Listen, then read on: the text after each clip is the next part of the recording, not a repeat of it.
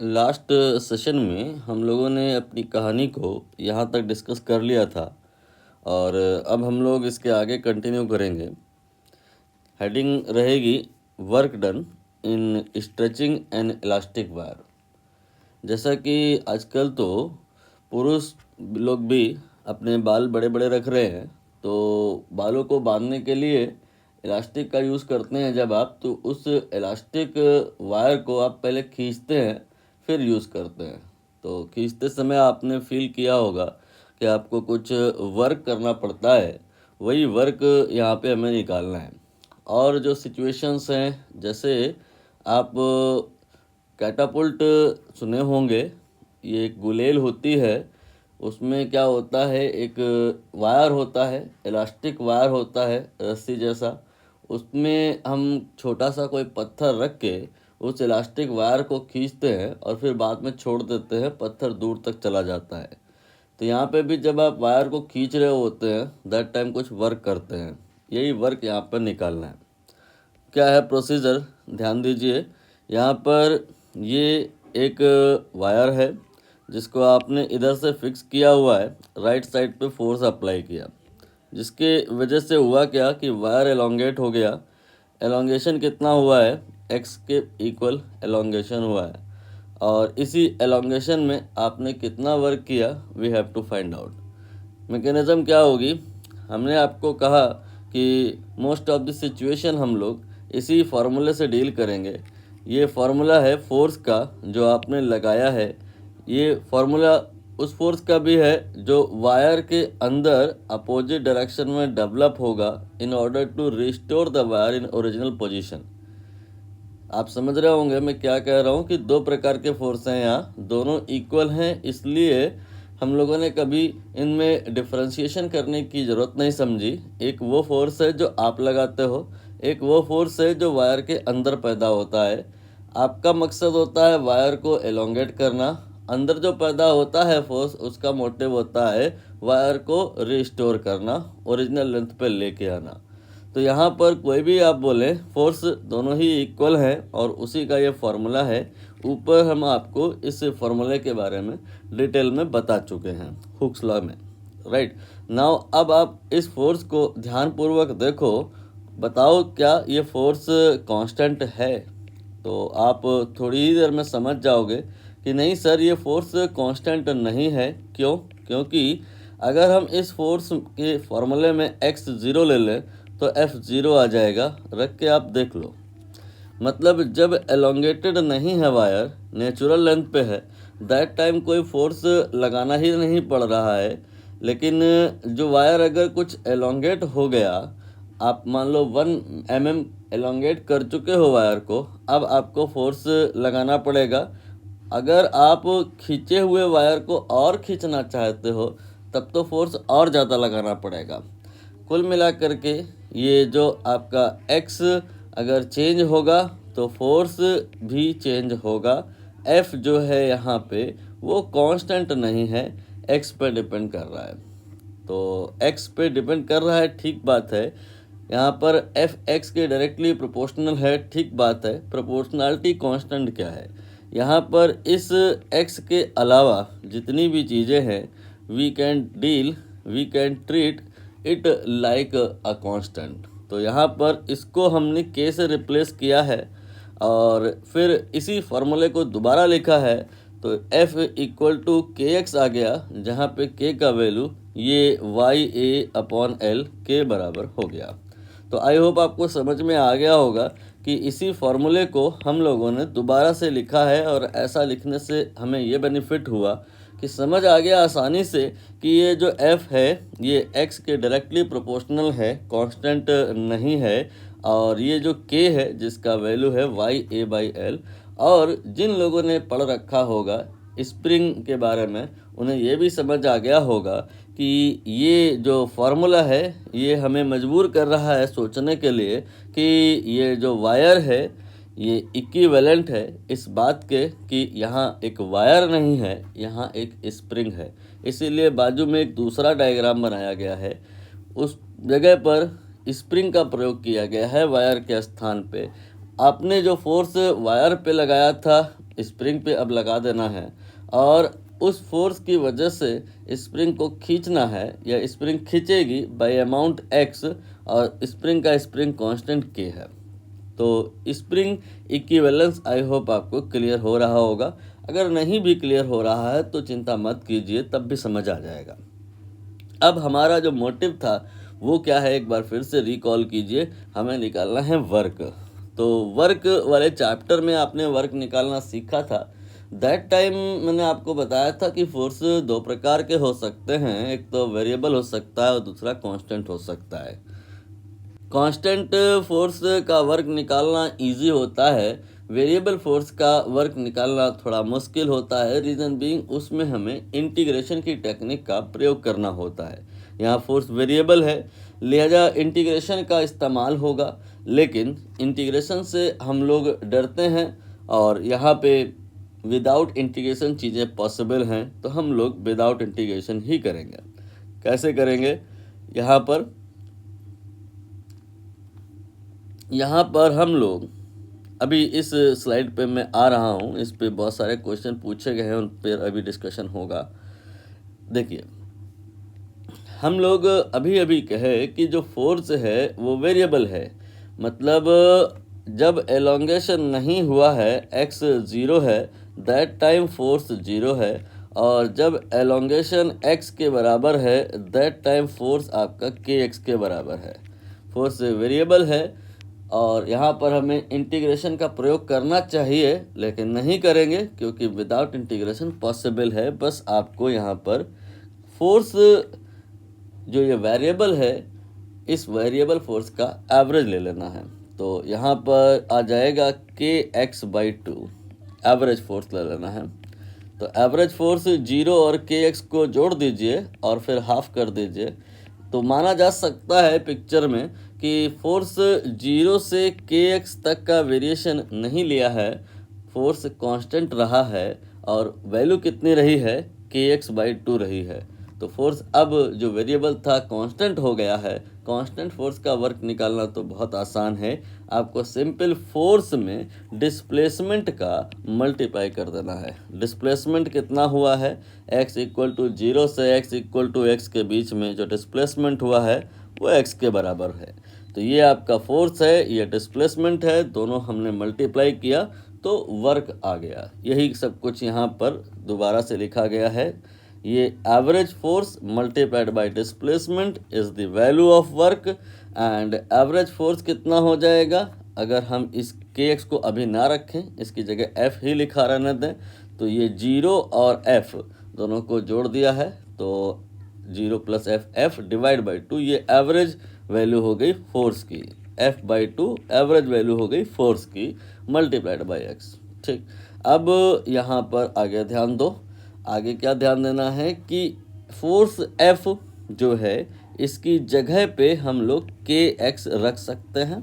तो रखते हैं अगर, तो kx जो ये है x से मल्टीप्लाई होगा, तो kx² हो जाएगा, हाफ kx² आएगा। ये स्प्रिंग फोर्स का एनर्जी होता है, वर्क होता है स्प्रिंग फोर्स में। तो ये सब ऑलरेडी आपको पता ही होगा। एक और काम कर सकते हैं क्या, कि हम यहाँ पे जहाँ पे f के स्थान पे kx रखे थे, ऐसा ना करें। कैसा करें, यहाँ पर f को हमने kx रखा तो f एलिमिनेट हो गया और k और x पिक्चर में आ गया। हम उल्टा भी चल सकते हैं, हम f को एलिमिनेट ना करें, हम x को एलिमिनेट कर दें। तो x कितना आएगा, ध्यान दो, f = kx होता है, सो यहाँ से जो x आएगा दैट विल बी f/k। ये वाला जो वैल्यू है x का हम यहाँ पे रखेंगे, तो f मल्टीप्लाइड बाई f/k, तो f² हो जाएगा, और ये 2। तो ये एक और फार्मूला आ गया। ये सारे फार्मूले वर्क के हैं जो हमें करना पड़ा है वायर को खींचने में। अब ध्यान दीजिए, ऐसा तो हुआ नहीं है कि इस फोर्स की वजह से वायर में कोई काइनेटिक एनर्जी आ गई है, या वायर मोशन में आ गया है, वायर चलने लगा है, दौड़ने लगा है। No, not like that. ये जो वर्क आप किए हो, इस वर्क से कौन सी एनर्जी आई है, स्प्रिंग वाला कहानी जिन्होंने पढ़ा है उनको तो सब पहले ही पता होगा कि जब हम किसी वायर को या किसी स्प्रिंग को खींचते हैं तो हमने जो वर्क किया होता है वो वर्क उस स्प्रिंग की यहाँ पे उस वायर की पोटेंशियल एनर्जी में जाकर स्टोर हो जाता है और इसे ही इलास्टिक पोटेंशियल एनर्जी भी कहा जाता है। तो जो W है इसका ये फॉर्मूला है, इसे दो और प्रकार से लिखा जा सकता है और ये जो वर्क है वो U यानी कि पोटेंशियल एनर्जी के फॉर्म में स्टोर हो जाता है। ठीक है, कुछ क्वेश्चन रिक्वायर्ड हैं यहाँ पे, कर लेते हैं। तो सबसे पहला क्वेश्चन आपकी स्क्रीन पे, यहाँ पे एक स्टोन है, मास m दिया है, प्रोजेक्ट किया है रबर कैटापुल्ट, कह रहे हैं कैटापुल्ट का डायग्राम वगैरह विशेष बनाने की नीड नहीं है, आप एक मोटा मोटा डायग्राम बना लो कि ऐसा है कि धनुष जैसा कुछ बना दो, ठीक, इस तरह से। ठीक, अब यहाँ पे ये जो धनुष का स्ट्रिंग है इसमें आपने एक एरो रख लिया, ठीक, या एक पत्थर रख लिया और इसको आपने खींच लिया, ठीक, x अमाउंट से पीछे की दिशा में इसे खींच लिया और अभी आप पकड़े हुए हैं और फिर इसके बाद छोड़ देंगे तो फिर बाद में स्टोन जो है इस धनुष से जब अलग होगा तो इसमें काइनेटिक एनर्जी होगी। अभी पहले स्टेप में आपने इसको क्या करना है, x अमाउंट स्ट्रिंग को पीछे खींच लेना है, तो इस में वायर में स्ट्रेचिंग होगी और वायर में स्ट्रेचिंग ही मैं कह रहा हूँ यहाँ पे कि x है। तो इस प्रक्रिया में वर्क कितना करना पड़ेगा, 3 फॉर्मूले मैंने बताए, Fx/2 हाफ kx² और F²/2 के, ठीक है। अब हम यहाँ पे देखेंगे कौन सा लग पाएगा। ध्यान दीजिए, यहाँ स्प्रिंग की बात नहीं है, इलास्टिक वायर की बात है। स्प्रिंग की बात होगी तो examiner spring constant K directly दे देगा, लेकिन यहाँ स्प्रिंग की बात है नहीं, इलास्टिक वायर की बात है, इसलिए स्प्रिंग कांस्टेंट डायरेक्टली देगा नहीं। आपको याद रखना होगा कि स्प्रिंग कांस्टेंट होता है YA/L, YA और L, ये पैरामीटर्स एग्जामिनर आपको देगा। देखिए दिया है यहाँ पे, A का वैल्यू दिया है, L का वैल्यू दिया है और Y का वैल्यू दिया है। ये 3 बातें इसलिए हैं कि आप K निकाल लो। अब आप K निकाल चुके हो, मतलब K नोन पैरामीटर में है, ठीक है। इसके बाद में और इन्होंने पूछा है कि बताओ वेलोसिटी कितनी आएगी। अभी ये मत बात करो, अभी ये देखो आपने खींचा कितना है इलास्टिक वायर में, स्ट्रेचिंग कितनी हुई है। स्ट्रेचिंग हुई है 0.04, मतलब K नोन है और X नोन है।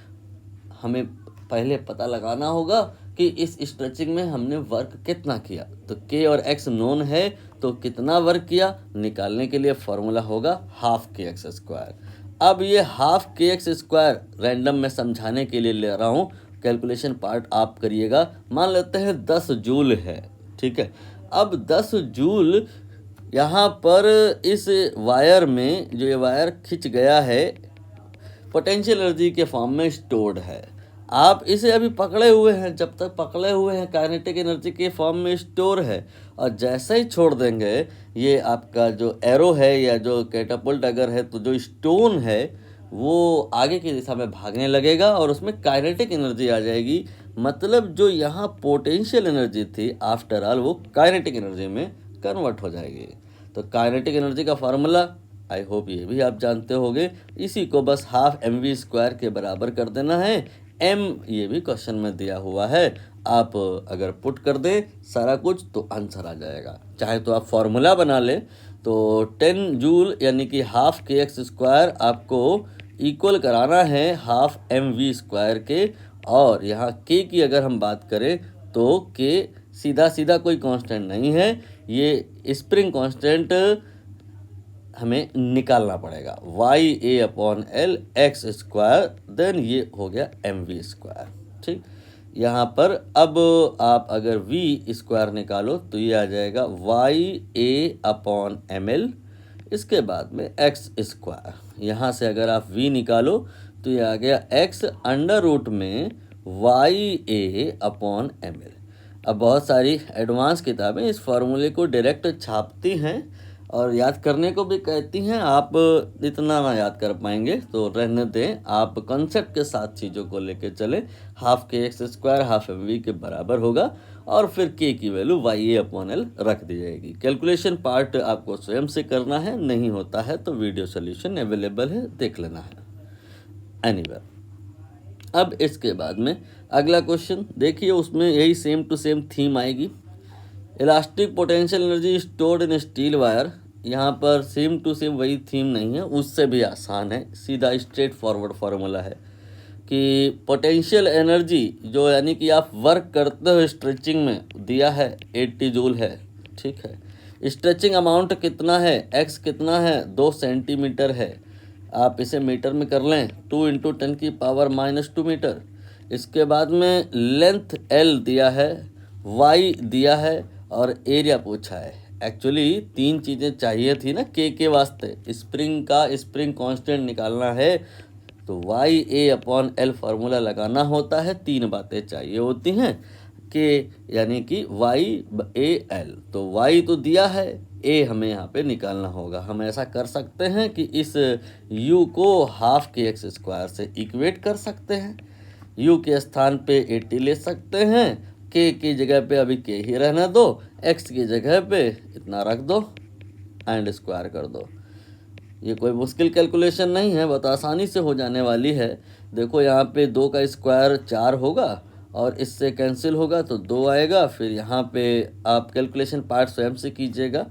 बस जो k आएगा फिर उस आए हुए k को YA/L से इक्वेट करना है और यहाँ पे y और l ये देखिए दिया हुआ है, y और l ये क्वेश्चन में दिया हुआ है, रख देंगे तो आंसर आ जाएगा। ठीक, आगे बढ़ जाते हैं। देखिए जी, अगला क्वेश्चन आपकी स्क्रीन पे 1 2 3 तीसरा क्वेश्चन। ठीक, ये भाई वही सेम कैटापुल्ट वाला नौटंकी है, ऑलरेडी कर चुके हैं इसलिए मैं समय नहीं खराब कर रहा हूँ। देख लूँ कहीं कुछ अलग तो नहीं है। बस रबर कॉर्ड, ये L दिया हुआ है, ये आपका एरिया निकालने के लिए डायमीटर दिया हुआ है। डायरेक्टली इस बार इन्होंने एरिया नहीं बताया है, आपको डायमीटर जो दिया है 6 mm, उस रेडियस निकालना होगा, 3 mm आएगा। फिर πr² अप्लाई करके एरिया निकालना होगा। फिर के निकालने के लिए YA/L फार्मूला लगाना होगा। तो यहाँ से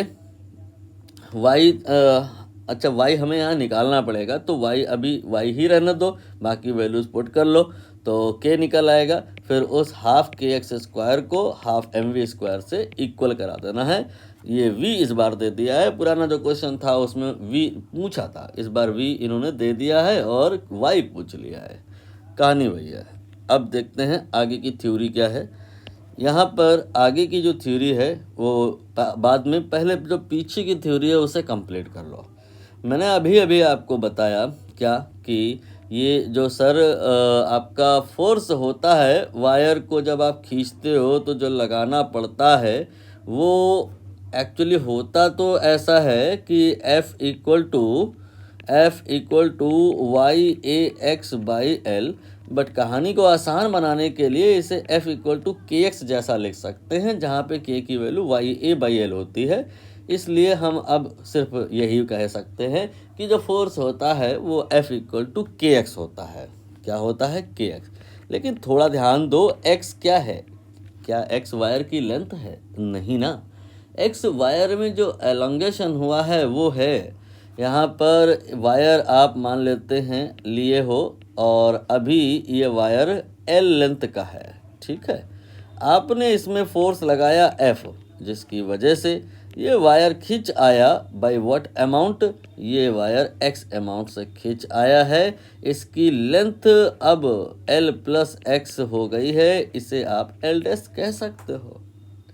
L' यानी कि फाइनल लेंथ, L यानी कि इनिशियल लेंथ। अगर आपको X निकालना है तो आप कह सकते हो L' में से L घटाना है। यही किया मैंने यहाँ, X के स्थान पे L' - L रख दिया है तो F = KX की शक्ल थोड़ी सी बदल गई। अब यहाँ पर जो क्वेश्चन आते हैं वो इस प्रकार से आते हैं कि आपको दो केस देगा ताकि दो इक्वेशन बन जाएं और दो वेरिएबल होंगे, दोनों या कोई एक वेरिएबल पूछ लेगा। क्या देगा एग्जामिनर?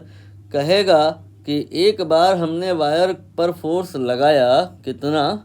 F1, तो इसका जो लेंथ खिंच आया और हो गया L डैश की वैल्यू L1। एक बार फोर्स लगाया F2 तो वायर खिंच आया और लेंथ हो गई L2। तो आपको इस इक्वेशन में एक बार यहाँ पर L1 और यहाँ पे F1 रखना है, दूसरी बार यहाँ L2 और यहाँ F2 रखना है। दोनों इक्वेशन को सॉल्व करना है। सॉल्व करने के बाद जो आएगा वो यहाँ लिखा हुआ है। दो वेरिएबल हैं हमारे लिए जो प्रेजेंट में अननोन हैं, जिन्हें निकालना है। एक तो ये K और दूसरा वायर की नेचुरल लेंथ। फार्मूला इसका और इसका ऑलरेडी लिखा हुआ है। सॉल्व करने के बाद यहाँ पर ये वाला कम पूछा जाता है, ये वाला ज़्यादा पूछा जाता है। आप देख रहे हैं 1 2 3 क्वेश्चन इसी फॉर्मूले पे हैं। मैं अभी इनको बस क्वेश्चन दिखा दूंगा, आंसर आ जाएगा। आप फिर याद कर लो। याद करना मुश्किल नहीं है इतना, इसलिए याद हो जाएगा कि F1 L2 minus F2 F1 divide by F1 minus F2। ये याद कैसे हो जाएगा? आप बोलोगे सर नहीं याद हो पाएगा हमें, हम भूल जाते हैं, यहाँ L2 माइनस L1 कर देते हैं बार बार, यहाँ पे गड़बड़ हो जा रही है हमसे। तो थोड़ा डायमेंशन का हेल्प ले लीजिए। डायमेंशन का जो हेल्प आप लेंगे तो क्या कहेंगे कि सर यहाँ L2 माइनस L1 तो हो ही नहीं सकता, क्योंकि ऊपर जो लिखा है टर्म वो है corresponding to force into length. तो डिवाइड हमें फोर्स से ही तो करना होगा, तभी तो लेंथ निकलेगा ना। अगर हम F इंटू L में जो डिवाइड कर दिए L से, तब तो फोर्स निकल आएगा, वो नहीं करना है। यहाँ पे देखो हमें K निकालना है, ये होता है F डिवाइड बाई X। तो न्यूमरेटर में फोर्स का टर्म है तो डिनोमिनेटर में X का टर्म है। थोड़ा सा आप समझ पा रहे होगे कि डायमेंशन के हिसाब से अगर चीज़ें लें और याद करें तो आसानी से याद हो जाएंगी। बाकी क्वेश्चन कराता हूँ मैं, अभी क्लियर हो जाएगा। देखो यहाँ पे कह रहे हैं कि एक वायर है जिसका जो लेंथ है L1 है और L2 है। जब आप 100 और 120 का फोर्स लगाए हो, बताना है नेचुरल लेंथ कितना होगा। फार्मूला जो अभी हम बताए थे वही चिपका दो। F1 L2 2-3 बार लिखोगे तो याद हो जाएगा, इसीलिए मैं आपके लिए पेन ले रहा हूँ कि लिख भी रहा हूँ। मैं नहीं लिखूँगा तो फिर आप भी नहीं लिखोगे, तो लिख लेना इसको, 2-3 बार याद हो जाएगा। तो फिर F1 देखो कितना है, 100 है, और L2 इसके बाद में F2 कितना है, 120 है, और L1 ये हो गया divided by F1 minus F2, यानी कि 100 माइनस 120, सीधा लिख दे रहा हूँ मैंने, -20। ठीक है, अब आप -20 से इसको कैंसिल कर दो तो -5 L2 हो गया ये, और ये प्लस में 6 L1 हो गया। आंसर आ गया है, लेकिन अभी थोड़ा और सिंप्लीफाई करना होगा, इस बात का प्रयोग कीजिए। ये कह रहे हैं कि 10L2 बराबर 11L1 है। आंसर जो हमें चाहिए वो L1 के टर्म्स में चाहिए, L2 नहीं चाहिए। L2 नहीं चाहिए, एलिमिनेट करना होगा इसे। तो L2 यहाँ से निकालें आप तो 11/10 L1 आ जाएगा। आप इसे यहाँ रख लें, देखते हैं क्या आता है। -5 L2 के स्थान पे 11/10 L1 मैंने रख लिया है, फिर 6 L1। ठीक, 5 और 10 ये कैंसिल हुआ, तो ये आ गया 6 L1 में पहले लिखे ले रहा हूँ, -11/2 L1। अब 6 और 2 दोनों गुणा होंगे तो 12 L1 माइनस 11 L1 और डिवाइडेड बाई 2, तो ये आ गया L1 डिवाइड बाई 2। तो यहाँ पर x का जो वैल्यू आएगा वो कितना आएगा, 2 आ जाएगा। अगला क्वेश्चन देखिए। अगला क्वेश्चन है आपकी स्क्रीन पे, जो अगर कुछ नया नहीं है तो आप स्वयं से कीजिए। भाई कुछ नया नहीं है, लेकिन रहा नहीं जा रहा है तो मैं कराए दे रहा हूँ। F1 L2 minus F2 L1, ऐसा ही तो था। F1 ये 1 ले लिया मैंने, फिर L2 माइनस F2 ये ले लिया, इंटू F1 ये L1 हो गया। Divided by F1 minus F2।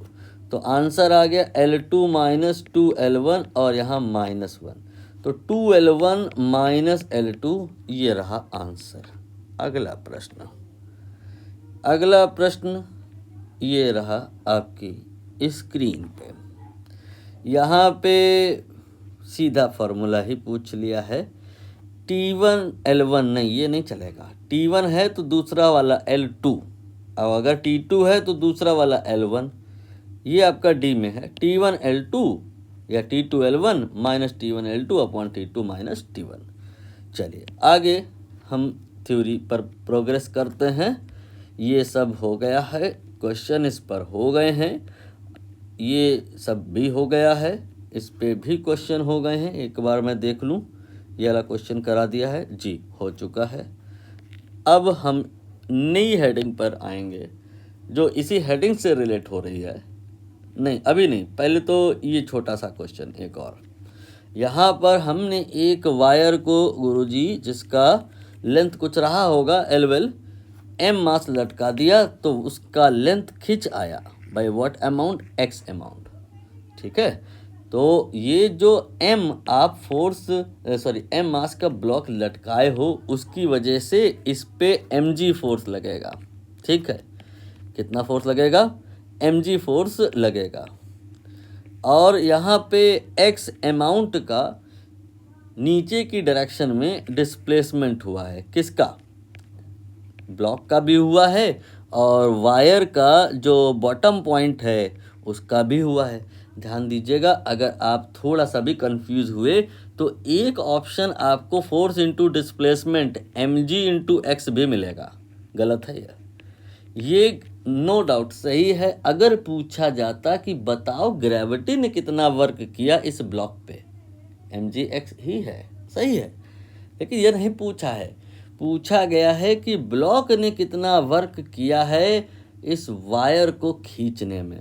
तो ब्लॉक जो ये फोर्स लगाएगा ना वायर पे, वो mg नहीं लगाएगा, वो वेरिएबल होगा। शुरुआत में वो फोर्स यहाँ पे जब होगा 0 के बराबर होगा, और जब यहाँ होगा तो वो mg के बराबर होगा। मैंने तरीका आपको बताया कि फोर्स वेरिएबल है, नियमानुसार तो हमें यहाँ पर इंटीग्रेशन का प्रयोग करना चाहिए। हम आलस आ रहा है तो एवरेज निकाल के काम चलाएंगे। यहाँ mg है, यहाँ 0 है, दोनों को जोड़ के आधा कर दो, mg/2 ये हो गया फोर्स और डिस्प्लेसमेंट हुआ है x। आंसर mgx/2 आएगा। इनक्लोज क्वेश्चन देख लीजिए, सेम वही है। यहाँ पर wire fix upper and stretches length L applying force F into L। जो अगर आप सोच रहे हैं तो गलत हो जाएगा। यहाँ पर फोर्स F और शुरुआत में 0 का एवरेज F/2 लिया जाएगा और मल्टीप्लाइड बाय L करेंगे, आंसर आएगा D। ठीक, अब हम नेक्स्ट आगे आएंगे, शायद न्यू हेडिंग है कि एनर्जी डेंसिटी। जी हाँ, एनर्जी डेंसिटी। देखिए, एनर्जी डेंसिटी नाम में ही काफ़ी कुछ समझ आ रहा है। डेंसिटी का मतलब होता है divide by volume. Most of the time what is density, जैसे कोई कहे मास डेंसिटी, तो मास डेंसिटी का मतलब होता है मास बाय वॉल्यूम। तो एनर्जी डेंसिटी का मतलब हो जाएगा एनर्जी बाय वॉल्यूम। क्या एनर्जी वगैरह अभी हम पढ़ रहे थे? बिल्कुल पढ़ रहे थे कि जब हम वायर को खींचे थे तो उस प्रक्रिया में हमें कुछ वर्क करना पड़ा था। ये जो वर्क है ये वायर के ही अंदर स्टोर हो गया है, कोई उससे वायर मोशन में नहीं आया है। वायर के मॉलिक्यूल्स में वो जो वर्क आप किए थे समाहित हो गया है, उसके ही अंदर स्टोर हो गया है। मॉलिक्यूल्स की एनर्जी आप कह सकते हो, बीच में जो पोटेंशियल एनर्जी होती है वो बढ़ गई है। तो एनर्जी भी है और वॉल्यूम भी है, तो मौका है और दस्तूर है, दोनों को डिवाइड करेंगे और एनर्जी डेंसिटी निकाल लेंगे। तो energy density, energy per unit volume. Energy what we have said कि F into x, force into displacement नहीं होता है, Fx/2 होता है।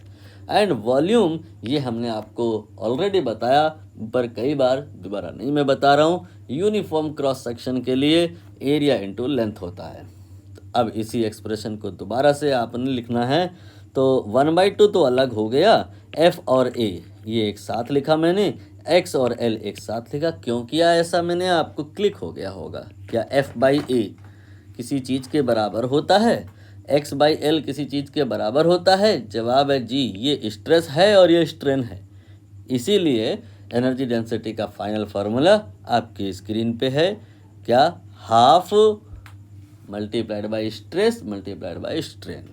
ठीक है, अब यहाँ पर फिर से वही काम करेंगे हम, इस फार्मूले की शक्ल को बदल करके दो और नई शक्लें डेवलप कराएंगे। कैसे?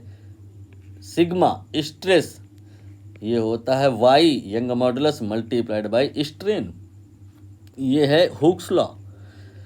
अब इस हुक्स लॉ की हेल्प ले करके हम दो काम कर सकते हैं इसी फार्मूले में। क्या कि या तो हम इस सिग्मा को एलिमिनेट कर दें और फार्मूले में केवल अपसाइलन ही रहने दें, और या फिर हम अपसाइलन एलिमिनेट कर दें और सिग्मा ही रहने दें।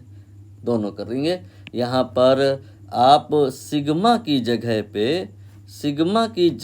पे वाई ई रखिए, रख लेते हैं। तो 1/2 Y e and e epsilon दोनों एक ही बात है, तो हाफ वाई और ई 2 बार ई स्क्वायर। ये हो गया formula number 2 for energy density. ये हो गया था फार्मूला नंबर 1 और ये है फार्मूला नंबर 2। अब और एक फार्मूला अगर आप बनाना चाहते हो तो यहाँ से ई का मान निकालें, वैल्यू निकालें, ये आएगा सिग्मा बाय वाई और इसे यहाँ रखें। तो 1/2 देन ये और देन ई के स्थान पे सिग्मा डिवाइड बाय वाई, तो सिग्मा 2 बार स्क्वायर हो जाएगा डिवाइड बाय ये 2 और वाई। तो कुल मिलाकर के जो सबसे बेसिक फार्मूला है एनर्जी डेंसिटी का, जो दूसरे और चैप्टर में भी लग जाएगा, वो है ये। For this chapter energy density के लिए 3 फार्मूले हो गए अपार्ट फ्रॉम दिस। एक तो आपका ये वाला, और दूसरा ये वाला, और तीसरा ये वाला। ठीक, अब हम इन फार्मूले पे कुछ क्वेश्चन करेंगे। ठीक, कर लेते हैं।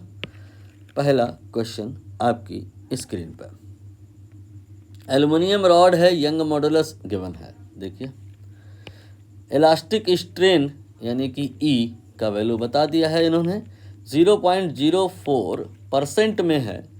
आपको फ्रैक्शन में निकालनी है तो 100 से डिवाइड करना होगा, ये 4 × 10⁻⁴ आ जाएगा। ठीक है, देखिए एनर्जी नहीं पूछा है, आगे ये कीवर्ड है पर यूनिट वॉल्यूम पूछा है, मीन्स एनर्जी डेंसिटी बड़ा वाला यू नहीं पूछ रहे हैं, छोटा वाला पूछ रहे हैं। एनर्जी डेंसिटी का फॉर्मूला लगाना होगा, कौन सा लगेगा? यहाँ पे अगर y गिवन है और e गिवन है तो साधारण सी बात है, बच्चा भी बताएगा कि हम ये फार्मूला लगाएंगे। इसमें y भी आ रहा है और e भी आ रहा है। Rest is calculation, when you do you can realise answer will be 5600। नहीं होता है वीडियो सोल्यूशन देख लीजिए। अगला जो क्वेश्चन है वो आपकी स्क्रीन पर। हाँ, ये थोड़ा सा मुश्किल हो सकता है आपके लिए। पहले इसमें आप देख लें कि पूछा क्या है। एनर्जी डेंसिटी पूछा है जी, तो एनर्जी डेंसिटी का फार्मूला 3 ठो फार्मूला मैंने आपको सिखाया। कौन सा लगेगा ये डिपेंड करेगा कि क्वेश्चन में दिया क्या है। यहाँ पे कह रहे हैं कि एनर्जी डेंसिटी बताइए, स्ट्रेन की वैल्यू इन्होंने बता दी है, अपसाइलन की वैल्यू 5 × 10⁻⁴ इन्होंने बता दी है। ठीक है, अब हम यहाँ पर एनर्जी डेंसिटी का एक तो फार्मूला है ये वाला, लगा सकते हैं, कोई आपत्ति नहीं है अगर y पता हो तो, क्योंकि e तो पता है, y नहीं पता है, y कोई और बता देगा तो हम ये फार्मूला लगा लेंगे। एक और फार्मूला है, ये भी लगा सकते हैं, इसमें भी e आ रहा है, हमें e पता है, सिग्मा अगर निकल आए किसी तरह से तो इससे भी आंसर आ जाएगा। देखिए यहाँ पे ये वाला फार्मूला थोड़ा आपको मुश्किल कर देगा, क्योंकि सिग्मा हम ग्राफ से निकालेंगे थोड़ा मुश्किल हो जाएगा, क्योंकि सिग्मा स्ट्रेस को रिप्रेजेंट कर रहा है और 5 × 10⁻⁴ ये यहाँ पर इस एक्सिस में कहाँ पर होगी ये समझना मुश्किल है। ये आपका 1 × 10⁻⁻10 है, ये 4 × 10⁻⁻10 है। धीरे धीरे बढ़ रहे हो आप, स्ट्रेन की वैल्यू बढ़ा रहे हो आप, और बढ़ाते बढ़ाते कभी ना कभी तो स्ट्रेन की वैल्यू इतनी होगी, ये बहुत ऊपर कहीं होगी। या तो आप ग्राफ इतना ऊंचा बनाओ तो फिर करस्पॉन्डिंग टॉलरेंस ग्राफ इतना आगे कहीं आएगा पॉइंट, वो सारा पॉइंट यहाँ बनाना फिजिबल नहीं है, इसलिए हम इस फार्मूले को नहीं यूज़ करेंगे, क्योंकि सिग्मा निकालना हमारे लिए मुश्किल हो रहा है। तो वाई निकालना आसान है क्या? जी हाँ, वाई निकालना आसान है, क्योंकि मैंने जब यंग मॉडुलस और हुक्स लॉ पढ़ाया था तब कहा था कि ये होता है स्लोप के बराबर। किसके स्लोप के बराबर? स्लोप ऑफ किसका एंड किसका? सिग्मा एंड ई। ठीक, अगर आप भूल गए हैं तो मैं आपको कुछ कदम पीछे लिए चलता हूँ। ये आपका हुक्स लॉ की तरफ जाना होगा, मुझे लगता नहीं है आप भूले होंगे, याद होगा आपको। छोड़िए, बहुत पीछे जाना पड़ेगा, बात बहुत पुरानी हो गई है, इसलिए आप यहाँ पर मान के चलें कि आपसे हो जाएगा। अब हम जो है जब भटक ही गए हैं तो बिल्कुल पेज नंबर 1 पे ही आ जाते हैं। हाँ, यही हेडिंग चल रही थी और क्वेश्चन शायद ये वाला था। ठीक है, बड़ा कर लेते हैं। स्लोप निकालना है होता है सिग्मा का, और ई का ग्राफ अगर बना हो तो फिर वो वाई के बराबर हो जाता है। यहाँ भी वैसा ही करेंगे, लेकिन ग्राफ तो ये बना ही कुछ और है ना। ये ग्राफ वो सिग्मा और ई के बीच में बना ही नहीं है, ये ग्राफ ई और सिग्मा के बीच में बना है। तो क्या हुआ, स्लोप निकाल लो, उल्टा कर देना। यहाँ पे हम कोई भी पॉइंट ले सकते हैं जो आपको सुंदर लगे। आप चलो सबसे पहला पॉइंट अगर लेते हैं तो ऐसे लाइन ड्रॉ करेंगे। इस पॉइंट को आप P लिख सकते हैं, इसको M लिख सकते हैं। P से M तक का जो वैल्यू है ये स्ट्रेन का वैल्यू है, और ये 1 × 10⁻⁻10 के बराबर है। और O से M तक का जो वैल्यू है ये स्ट्रेस का वैल्यू है, ये आपका 20 के बराबर है। अब वही है कि एक ही बात को कहने का तरीका समटाइम अलग होता है, समटाइम अलग होता है। आप स्लोप के हिसाब से जाओगे तो क्या करोगे कि परपेंडिकुलर डिवाइड बाय बेस करोगे तो स्लोप आएगा, यानी कि 1 × 10⁻10 और डिवाइड बाय 20 करोगे तो स्लोप आएगा। और ये ग्राफ है आपका ई और सिग्मा के बीच में, तो इसका उल्टा करना पड़ेगा, तो फिर आपका यहाँ पे यंग मॉडुलस आएगा। लेकिन अगर आप कंसेप्ट अच्छा लिए बैठे हैं तो आप कहोगे सर ये स्लोप लोप का चक्कर छोड़ दो, हमारे को तो पता है इतना कि जो यंग मॉडुलस होता है वो स्ट्रेस बाय स्ट्रेन होता है। अब कोई भी एक पॉइंट ले लें, अगर हम जैसे ये वाला ले लें, जैसे ये वाला ले लें, तो यहाँ पे स्ट्रेस है 20, ये लिखा है स्ट्रेस, और स्ट्रेन है 1 × 10⁻⁻10, ये लिखा है स्ट्रेन। डिवाइड किया है दोनों को तो यंग मॉडुलस आ गया है। तो विदाउट स्लोप अंडरस्टैंडिंग यहाँ ज़्यादा बेहतर है। तो आप जब y निकाल लोगे तो उस y को यहाँ रख देना और स्ट्रेन का ये वाला वैल्यू यहाँ रख देना, सॉल्व कर लेंगे, आंसर आ जाएगा। हाँ, तो फिर अगला प्रश्न आपकी स्क्रीन पे, ये तो हो गया है। अगला प्रश्न है दैट वन। इसमें कहानी क्या है कि 2 स्टील के वायर हैं, इनका लेंथ सेम है, ठीक है, सस्पेंडेड है, सीलिंग है, एनर्जी स्टोर्ड पर यूनिट वॉल्यूम, एनर्जी डेंसिटी के बारे में कह रहे हैं कि U1 और U2 ये 1:4 के रेशियो में है। ठीक है भाई, अब रेशियो ऑफ दियर डायमीटर ये पूछ रहे हैं। ये जो वायर हैं इनके डायमीटर के बीच में रेशियो क्या होगा ये पूछा जा रहा है।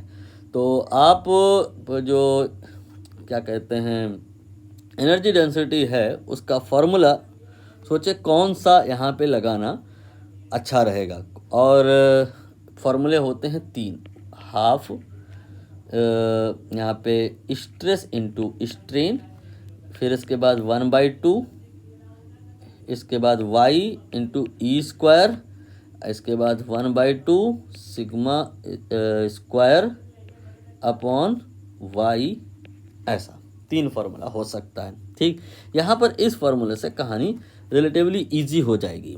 ठीक है, तो हाफ यहाँ पे